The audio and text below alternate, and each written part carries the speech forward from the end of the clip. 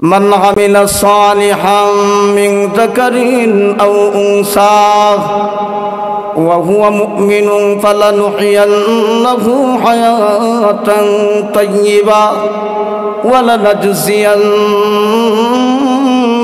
أجرهم بأحسن ما كانوا يعملون আল্লাহ রাব্বুল আলামিন বলেন, যাদের ভিতরে ঈমান আছে, নেক আমল আছে, এরা হলো মুমিন, এরাই হলো মুমিন। যাদের ভিতরে ঈমান আছে, নেক আমল নাই, এরা মুমিন নয়। মুমিন হইতে হলে ঈমানও থাকতে হবে, নেক আমলও থাকতে হবে। এই জন্যে আমরা অনেক সময় শ্বাসটলে বসে বলি, আমার ঈমানটা বড় শক্ত আছে, আমি নামাজ না পড়লে কি হয়েছে, আমি তো মিথ্যা কথা বলি না। শ্বাসটলে বসে আমরা বলি, আমার ঈমানটা বড় শক্ত আছে, আমি কারো কাছে আইলে পারা দিই না। আল্লাহ বলেন, যাদের ভিতরে ঈমান আছে, নেক আমল আছে, এরা মুমিন। আর মুমিন ব্যক্তিকে আমি আল্লাহ দুনিয়াতে কয়েকটা পুরস্কারে পুরস্কৃত করি। এক নম্বর হলো, আমি আল্লাহ উত্তম হায়াত দান করি, পেরেশানি মুক্ত জীবন দান করি, চিন্তা মুক্ত জিন্দেগি দান করি, অভাব অনটন মুক্ত জিন্দেগি দান করি। আপনারা বলতে পারেন, হুজুর অনেক সময় দেখা যায় অনেক আল্লাহওয়ালারা বড় কষ্ট করে। না, তিনি কষ্ট করেন না। এমন কোনো মানুষ শুনেছেন অনাহারে মৃত্যুবরণ করেছে? কোনো জায়গায় শুনছেন? অনাহারে মৃত্যুবরণ করে নাই, কিন্তু লোকটার সাময়িক কষ্ট হতে পারে। অনেক অট্টালিকার মালিক, টাকা পয়সার মালিক, কিন্তু পেরেশানির শেষ নাই। একজন অটো ড্রাইভার সারাদিন কষ্ট করে 500 টাকা রুজি করে, সে শান্তিমতে আরামে ঘুমায়। আর একজন কোটিপতি দেখা যায় তার কিস্তির অভাব নাই, বড় অট্টালিকার মালিক হতে পারে, বনানী গুলশান বাড়িওয়ালা হতে পারে, কিন্তু দেখবেন খবর নিয়ে তার ব্যাংকের মধ্যে ঋণ খেলাপির অভাব নাই। আছে কিনা? অট্টালিকা বানাইছে, ব্যাংক থেকে ঋণ আনছে, রাত্রে ঘুম নাই, ঘুমের বরিকে এসে ঘুমায়। আল্লাহ রাব্বুল আলামিন বলেন, বান্দারে, যখন তুমি ঈমান আনবা আর নেক আমল করবা, আমি আল্লাহ তোমাকে দুনিয়াতে পেরেশানি মুক্ত জিন্দেগি দান করব, আর আমি আল্লাহ বরকতওয়ালা রিজিক দান করব। যার নাম মাশেতা, সে ফেরাউনের মেয়ে, বিটিয়ার চুল আশ্রয় দিচ্ছিল। একদিন হঠাৎ করে চিরুনিটা মাটিতে পড়ে গেছে। মাটিতে যখন পড়ে গেছে, এমতো অবস্থায় ওই দাসী মাশেতা বিসমিল্লাহির রহমানির রহিম বলে উঠাইল। যেই মাত্র চিরুনিটা উঠাইল, এমনি ফেরাউনের মেয়ে বিটিয়া ডাক দে বলে, এ মাশেতা, তুমি কার নামে তুমি চিরুনি উঠাইলা? বলে, আমি মুসার খুদাকে খুদা মানি, আসমানের মালিককে খুদা মানি, যিনি তোমার বাবার ঘরে আমাকে লালন পালন করেন, রিজিকের ব্যবস্থা করেন, তিনি হলেন আমার আসমানের মালিক। এই বিটিয়া দৌড় দিয়েছে উনার বাবার কাছে। কার কাছে গিয়েছে? ফেরাউনের কাছে। গিয়ে বলতেছে, বাবা, আপনার ঘরের দাসী আপনাকে খুদা মানে না, আপনার সমস্ত জনগণ আপনাকে খুদা মানে। আপনার ঘরের চাকরানী আপনাকে খুদা মানে না, আপনার দেশের সমস্ত মানুষ আপনাকে খুদা মানে। ও বাবা, ওই দাসীকে কি শাস্তি দেওয়া যায়? ফেরাউন ডাক দিয়ে বলে, বিটিয়ারে, আমি এই মুহূর্তে জল্লাদ বাহিনী দিয়ে আমার কাছে নিয়ে আসব। একে মাসে তাকে জল্লাদ বাহিনী ধরে নিয়ে গেল। আর মাসে তার 2জন সন্তান ছিল, 7 বছরের সন্তান ছিল আর কোলের শিশু ছিল। এই 2জন সহ মাসে তাকে জল্লাদ বাহিনীরা গ্রেপ্তার করে নিয়ে গেল। গ্রেপ্তার করে যখন নিয়ে গেল, ফেরাউনের সামনে যখন গেল, ফেরাউন জিজ্ঞাসা করে, এ মাসে তুমি বলে আমাকে খোদা মানো না? বলে না, তোমাকে খোদা মানি না। বলে খোদা হওয়ার জন্য যেই রকম কোয়ালিটি দরকার, যেই রকম যোগ্যতা দরকার, একটা যোগ্যতা তোমার মধ্যে নাই। ফেরাউনকে সাহসটা দেখছে, খোদা হওয়ার জন্য যেই কোয়ালিটি, যেই যোগ্যতা দরকার আমার কাছে নাই। আমার রাষ্ট্রের সমস্ত জনগণ আমাকে খোদা মানে, আর সে আমার দাসী হয়ে আমাকে খোদা মানে না। ফেরাউন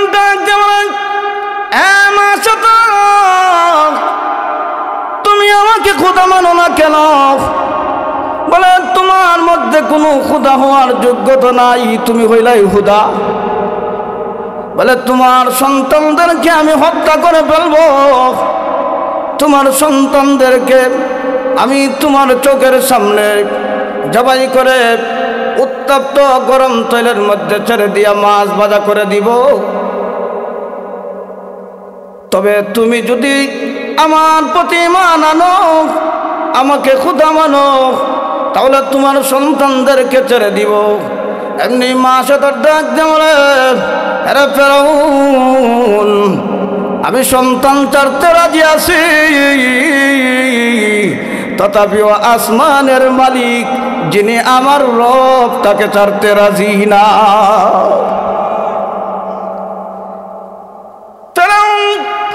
জল্লাদ বাহিনীকে হুকুম করল, হ্যাঁ জল্লাদ বাহিনীরা তার 7 বছরের সন্তানকে তার চোখের সামনে জবাই দাও, তার চোখের সামনে জবাই দাও। জবাই দেওয়ার আগে তাকে জিজ্ঞাসা করো আমাকে খোদা মানব কিনা। জল্লাদ বাহিনীরা জিজ্ঞাসা করতেছে, এ মাসে থাক, এখনো সময় আছে, ফেরাউনকে খোদা মানো, যদি খোদা মানো তাহলে তোমার সন্তানকে ছেড়ে দেওয়া হবে। মাসে তো ডাক যেমন, জল্লাদ রে,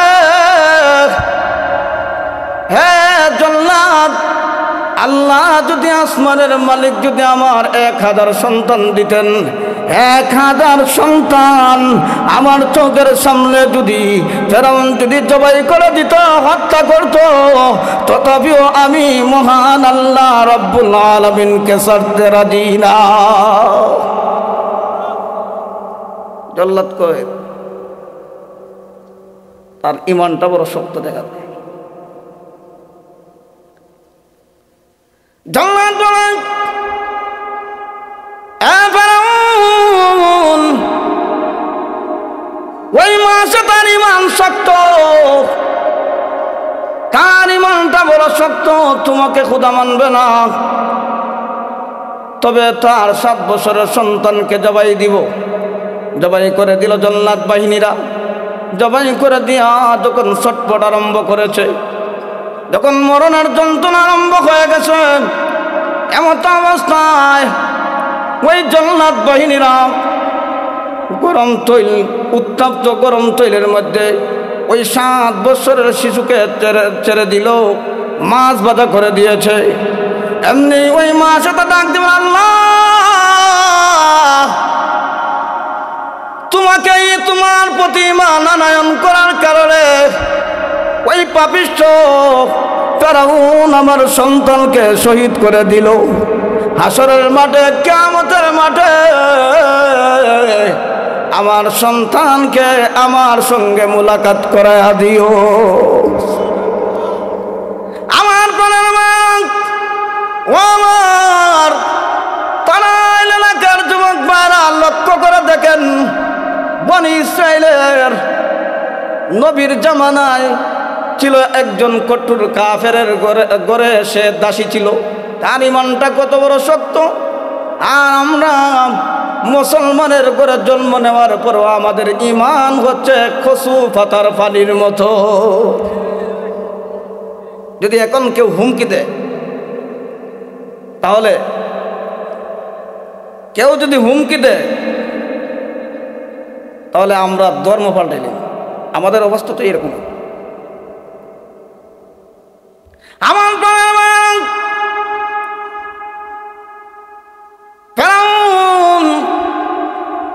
দ্বিতীয়বার বলল,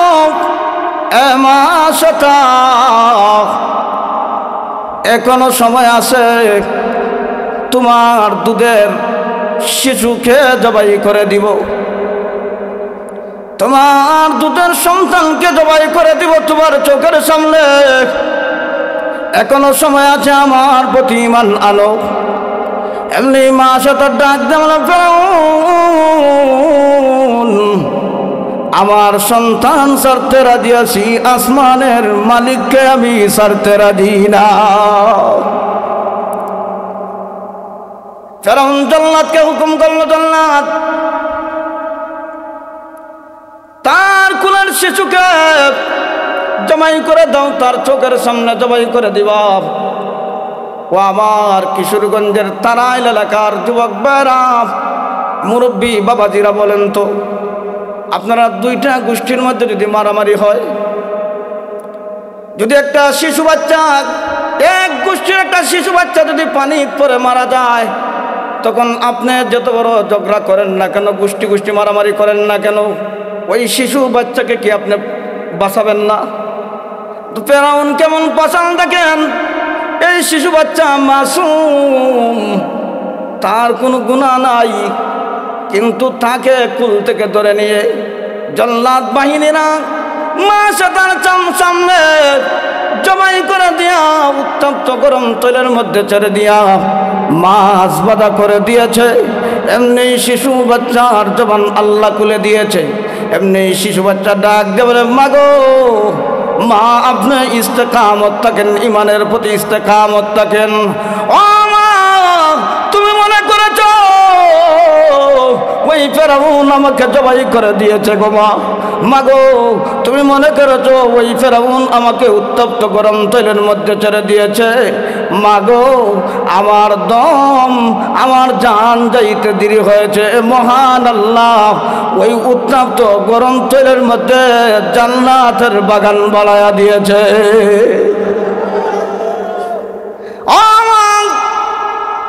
আপনি ইস্তেকামত থাকেন, আপনি আসমানের মালিককে রব হিসাবে মেনেছেন, এটাই সত্য। মাগো, যখন হাসরের মাঠ কায়েম হবে, তখন তোমার দুই সন্তানকে নিয়ে হাসরের ময়দানে উঠবা। ও মা, অবশ্যই মহান আল্লাহ আমাদেরকে জান্নাত দান করবে। মা, আপনি ইস্তেকামত থাকেন। এমনি ফেরাউন ডাক দিয়ে বলে, এ মা সেটা আরো ঈমান বাড়ছে না কমছে? যেহেতু শিশু বাচ্চা যখন কথা বলেছে, মা আপনি ইস্তেকামত থাকেন, রবের প্রতি ইস্তেকামত থাকেন। মাগো, ভয় করিও না, আমি ফুলের বাগানের মধ্যে আছি, আমি জান্নাতের ভিতরে আছি। ও মা, আপনি চিন্তা করেন না, টেনশন করেন না। মার ইমানের জজবা বাড়বে না কমবে?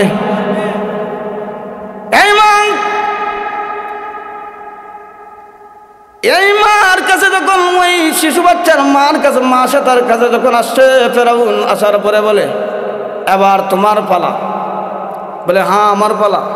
বলে, হ, এখনো সময় আছে, আমার প্রতি ঈমান আনো, না হলে তোমাকে জবাই করে দেওয়া হবে, তোমাকে উত্তপ্ত গরম তৈলের মধ্যে ছেড়ে দিব, মাছ ভাজা করে দিব।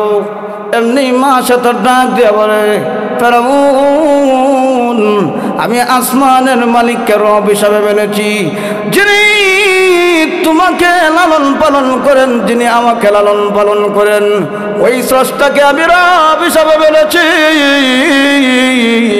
হে ফেরাউন, আমি মরতে রাজি আছি, তথাপি আসমানের মালিককে রব হিসাবে ছাড়তে রাজি না।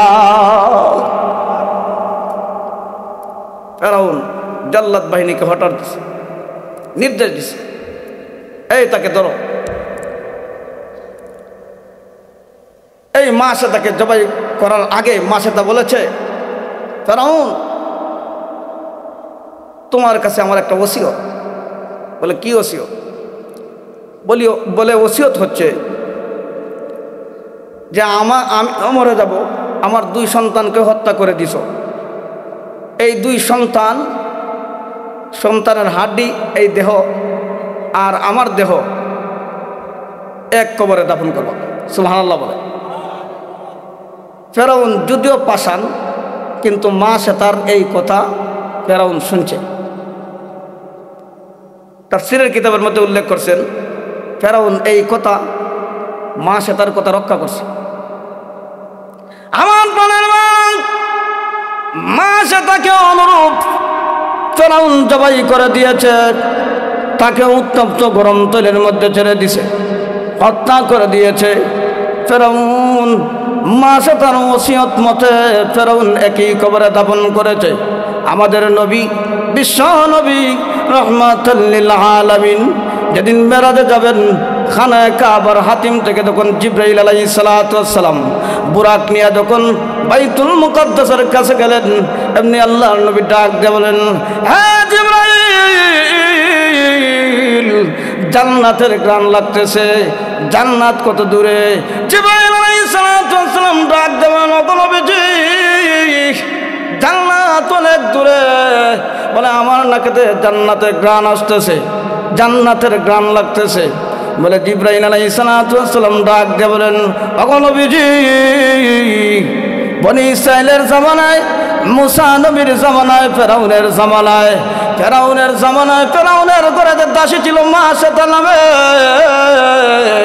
ওই মাছেতার কবর আর তার 2 সন্তানের কবর থেকে জান্নাতের সুঘ্রাণ আসতেছে। ওগো নবীজি, জান্নাত অনেক দূরে। নবী গো, ওই মাছেতা আসমানের মালিক মানার কারণে, মুসা আলাইহিস সালাতু ওয়াস সালামকে নবী মানার কারণে ওই ফেরাউন হত্যা করে দিয়েছিল, আর বাইতুল মুকাদ্দাসের কাছেই নিকটেই তাকে দাফন করেছিল। ওই বাইতুল মুকাদ্দাসের কাছে এসেছি, এখনো আসমানের দিকে উঠি নাই। ওগো নবীজি, ওই বাইতুল মুকাদ্দাসের কাছে যে ফেরাউনের দাসী মাছেতা এবং তার 2 সন্তানকে যে দাফন করেছিল, ওই কবর থেকে জান্নাতের সুঘ্রাণ আপনার নাকে লাগতেছে। আমার প্রাণের ভাইরা, ও আমার টাঙ্গাইল এলাকার যুবক ভাইরা, আমাদের দেশে এত মুসলমান, শতকরা 85% মুসলমান। আবার আমরা বাংলাদেশ স্বাধীন করছি 2য়বার। তারপরে প্রশাসনে কিছু স্বৈরাচারের দালালরা বসা আছে। আপনারা কষ্ট নেবেন না, যারা যে দলই করেন না কেন, কষ্ট নেবেন না। কেন জানেন না? আপনারাও জানেন যারা কি দল করতেন। 3বার যে নির্বাচন করছে, কেমনে করছে আপনারাই জানেন। আপনারা কষ্ট নেবেন না, দয়া করে। কেন বললাম জানেন? আমাদের দেশ এতদিন পর্যন্ত ভারতের নির্দেশে চলত, যেই কারণে এখনো পর্যন্ত ভারতে আমাদের দেশের প্রতি চোখ তুলে তাকায়। কিছুদিন আগে গাজীপুরে কৈলাকুর উপজেলায় 13 বছরের মেয়ে আশামণি নামে, ওই আশামণিকে মাদ্রাসায় যাওয়ার পথে ধরে নিয়ে গেল ইসকনের সদস্যরা। আশামণিকে তখন ধরে নিয়ে গেল, নিয়ে 3 দিন পর্যন্ত দর্শন করেছে। বাংলাদেশের হক্কানি উলামায়ে কেরাম এটার জবাব দিয়েছেন, কিন্তু অনেক মানুষ আছে এই খবরই জানে না। এখন যদি প্রতিবাদ করা হয়, পুলিশ প্রশাসন থেকে আমাদেরকে হুমকি দেয়। বলুন তো, এখনো পর্যন্ত পুলিশ প্রশাসনের মধ্যে ভারতের দালালরা আছে কিনা? আসতে কোন কেন ডরাইতেছেন নাকি? এখনো পর্যন্ত ভারতের দালালরা প্রশাসনে আছে, কিন্তু নামে মুসলমান, সম্পূর্ণ ভারতের দালালি করে, ঠিক কিনা? আমার প্রাণের ভাইরা, যেই দেশে আল্লাহু আকবারের ধ্বনিতে সূর্য উঠে, সূর্য অস্তমিত যায়, যেই দেশে উলামায়ে কেরামের দেশ, যেই দেশ মসজিদ মাদ্রাসার দেশ, এই দেশের মধ্যে যদি নাস্তিক মুরতাদরা, ভারতের দালালরা যদি আবারও যদি মাথা উঁচু করে দাঁড়ায়, এদের দাঁত ভেঙে দেব ইনশাআল্লাহ। বলেন ঠিক কিনা? নারায়ে তাকবীর, নারায়ে তাকবীর। ভারতের দালালেরা হুঁশিয়ার, সাবধান। নারায়ে তাকবীর। এরা তারাইল এলাকার মানুষের ঈমান আছে। শুধু তাই নয়, লক্ষ্য করে দেখেন, আমাদের খতিব সাহেব মহিবুল্লাহ সাহেবকে ইসকনের সদস্যরা ধরে নিয়ে ঠাকুরগাঁও এলাকায় উলঙ্গ অবস্থায় রেখে দিছে। যখন উনার পক্ষে যখন আমরা কথা বলি ফেসবুকে, তখন আমাদেরকে হুমকি দেয় যে তোমাদেরকে গ্রেপ্তার করা হবে। আমাদের দেওবন্দি উলামায়ে কেরামের মধ্যে বিক্রমপুরী হুজুর আতাউর রহমান খান সাহেব, আতাউর রহমান খান বিক্রমপুরী, উনি আসামনির পক্ষে, মহিবুল্লাহ সাহেবের পক্ষে কথা বলার কারণে ওনাকে গাজীপুরের ভারপ্রাপ্ত কর্মকর্তা আসাদ,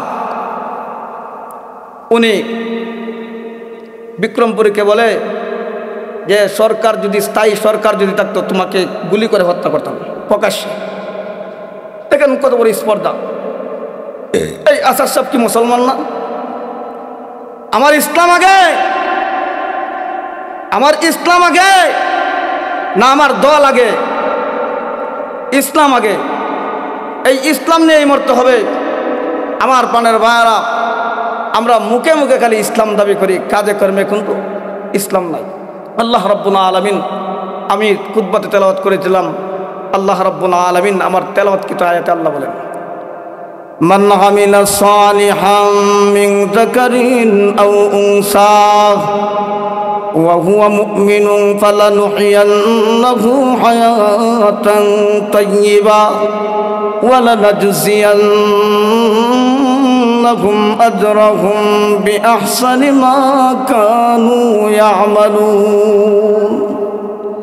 আল্লাহ রাব্বুল আলামিন বলেন, যাদের ভিতরে ঈমান আছে, নেক আমল আছে, এরা হলো মুমিন, এরাই হলো মুমিন।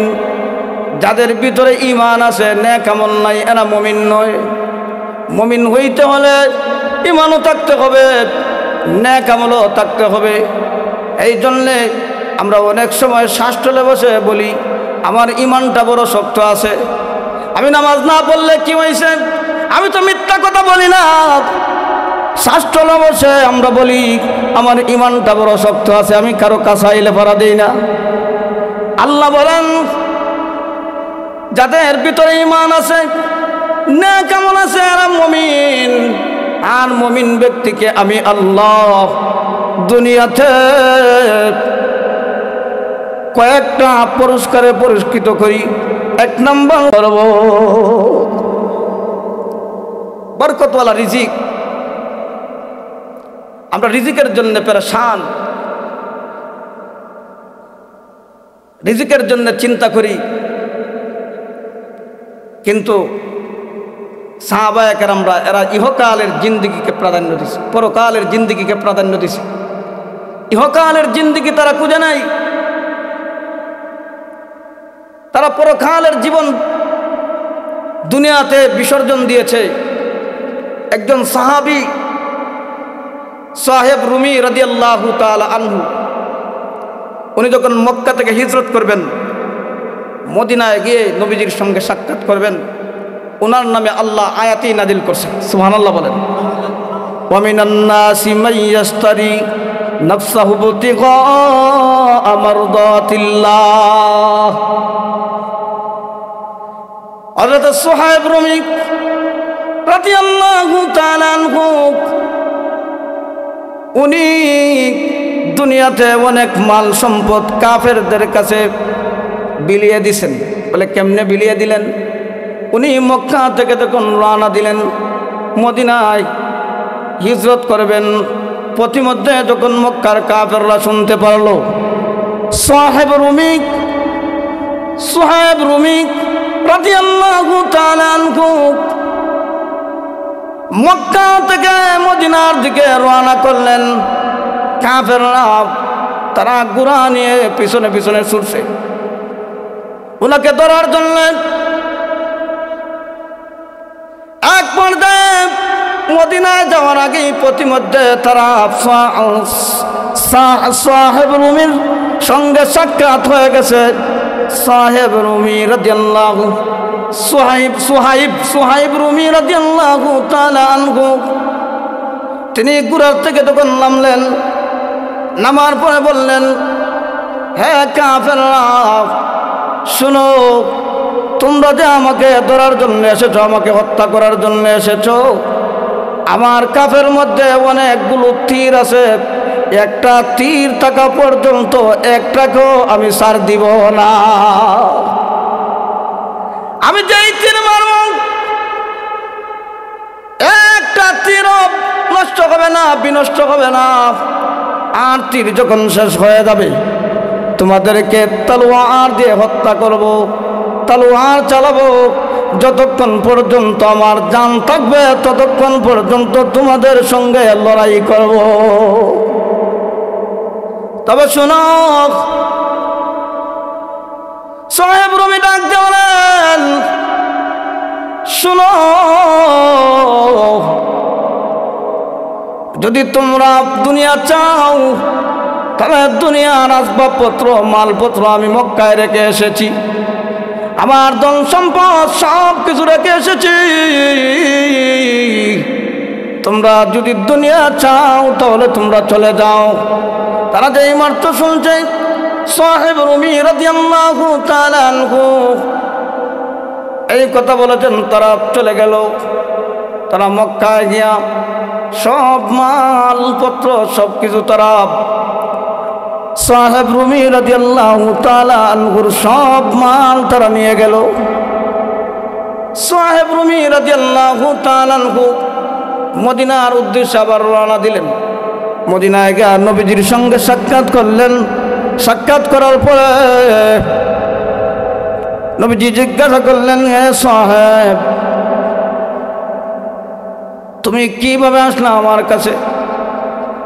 বলে, ওগো নবীজি, মক্কার কাফেররা যখন শুনতে পেরেছে আপনার সঙ্গে আমি সাক্ষাৎ করব, আপনার কাছে আসব, আমি হিজরত করব, তখন তারা জানতে পেরেছে,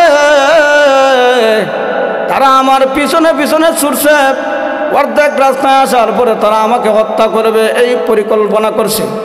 এমত অবস্থায় আমি তাদেরকে বলে দিয়েছি যা ধন সম্পদ আছে, যা টাকা পয়সা আছে, সব কিছু কোন জায়গায় রাখছি, কোন স্থানে রাখছি বলে দিয়েছি।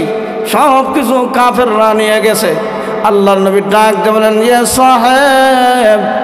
এ সাহেব রুমি, তুমি তো ব্যবসায় লাভবান হয়েছ, তোমার ব্যবসা তো অনেক ভালো, তুমি তো ব্যবসায় লাভবান হয়ে গেছো।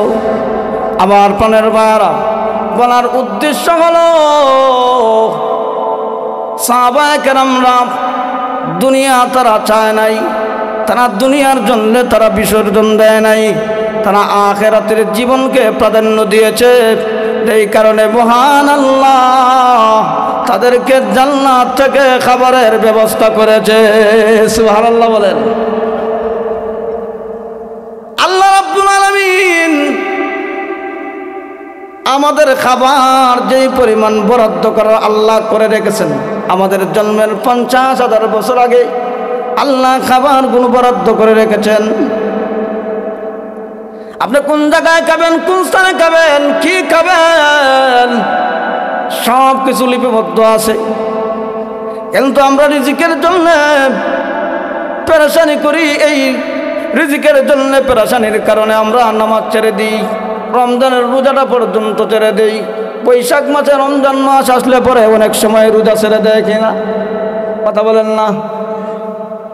বৈশাখ মাসে রমজান হলে অনেক রোজা ছেড়ে দেয়, কারণ রমজান মাস আখেরাতকে প্রাধান্য দেয় না, আখেরাত প্রাধান্য দেয় না, দুনিয়ার প্রাধান্য দেয়। কিছুদিন বসে বসে খাইব দুনিয়া, এই দুনিয়াটাকে প্রাধান্য যারা দিবে এদেরকে আল্লাহ রাব্বুল আলামিন দুনিয়াতে বেজ্জতি এবং জিল্লতির সহিত মৃত্যু দান করবে, আর আখিরাতে জাহান্নাম ছাড়া তাদের কোনো উপায় থাকবে না।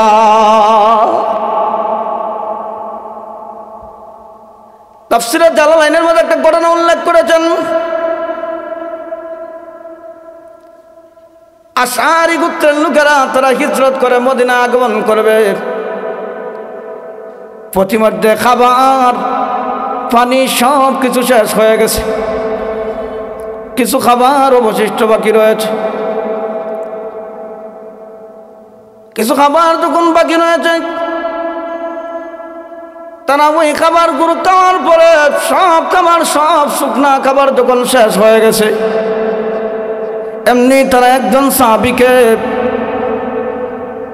তারা নির্ধারণ করে নবীজির কাছে পাঠাচ্ছে মদিনায় কিছু খাবার আনার জন্যে। মদিনায় গিয়ে দেখেন নবীজি সূরা